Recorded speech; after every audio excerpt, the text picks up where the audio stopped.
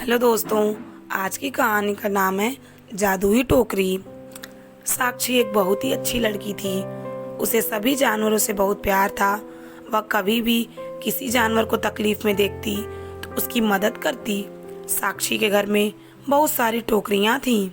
साक्षी उन टोकरियों को सजा कर रखती थी और उसके घर में उसने कुछ जानवर पाल रखे थे, जैसे कुत्ता, बिल्ली, खरगोश, तोता। वो अपनी सभी जानवरों को उन टोकरियों में रखती और उनके साथ बहुत खेलती। साक्षी के घर को सब छोटा चिड़िया घर कहते थे।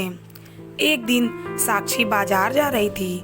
रास्ते में उसे बिल्कुल छोटा सा कुत्ते का बच्चा दिखाई देता है, जिसकी अभी आंखें भी नहीं खुली थी।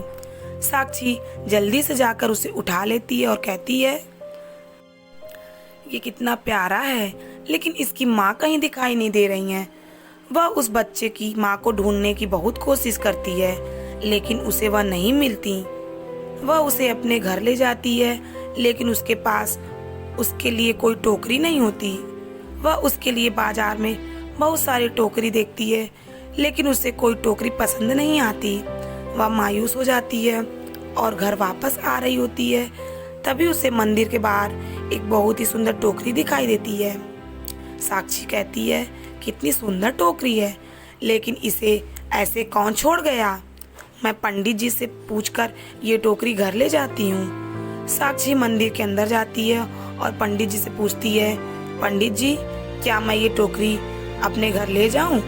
पंडित जी कहते हैं, हाँ बेटिया, वैसे भी यह यहाँ पड़ी है, पता नहीं। अब साक्षी वो टोकरी घर ले जाती है और उसमें छोटा सा बिस्तर लगाती है और उस बच्चे को उसमें रखती है। जैसे ही वह बच्चे को टोकरी में रखती है, वह इंसान की भाषा में बात करने लगता है और बाहर आते ही फिर से वैसा हो जाता है। साक्षी चौंक जाती है और सोचती है, ये कैसी टोकरी है? एक काम करती हूँ, किसी और जानवर को इसमें डालकर देखती हूँ। साक्षी अपनी बिल्ली को उस टोकरी में रखती है। जैसे ही बिल्ली को उस टोकरी में रखती है, वह भी इंसान की भाषा में बात करने लगता है। अब साक्षी समझ जाती है कि ये टोकरी का ही कमाल है और साक्षी उस टोकरी को संभाल कर रख देती है और उस डॉगी के लिए दूसरी टोकरी तैयार करती है। लेकिन जब भी साक्षी को किसी जानवर से बात करनी होती है, साक्षी उन्हें उस टोकरी में डाल देती है। साक्षी को बहुत अच्छा। जब जानवर साक्षी को अपने मन की बात बताते हैं। एक दिन एक पड़ोसी साक्षी को अपनी बिल्ली और सभी जानवरों से बात करते देखती है।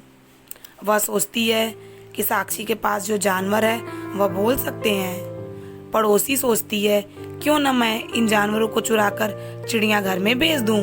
मुझे बहुत सारे पैसे मिलेंगे, क्योंकि बोलने वाले जानवर किसी ने ही देखे नहीं होंगे। अब पड़ोसी साक्षी के जानवर को चुराने का प्लान बना लेती है और गलती से उस दिन साक्षी उस जादुई टोकरी को जानवरों के पास ही भूल जाती है।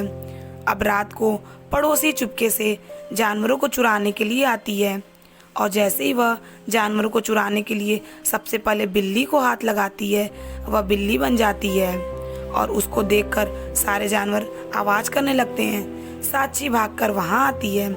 साक्षी पूछती है, क्या हुआ? तुम सब इतना तेज क्यों चिल्ला रहे हो?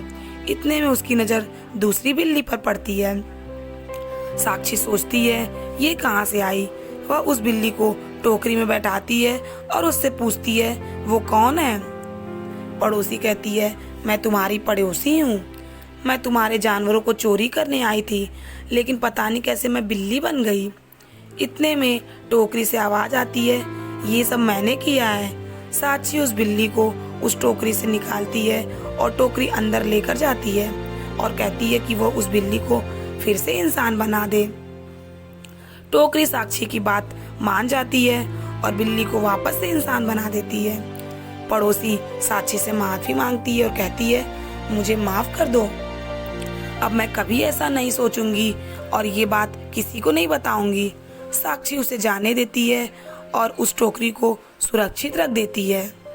दोस्तों, अगर आपको ये कहानी अच्छी लगी तो प्लीज़ लाइक और सब्सक्राइब जरूर करें।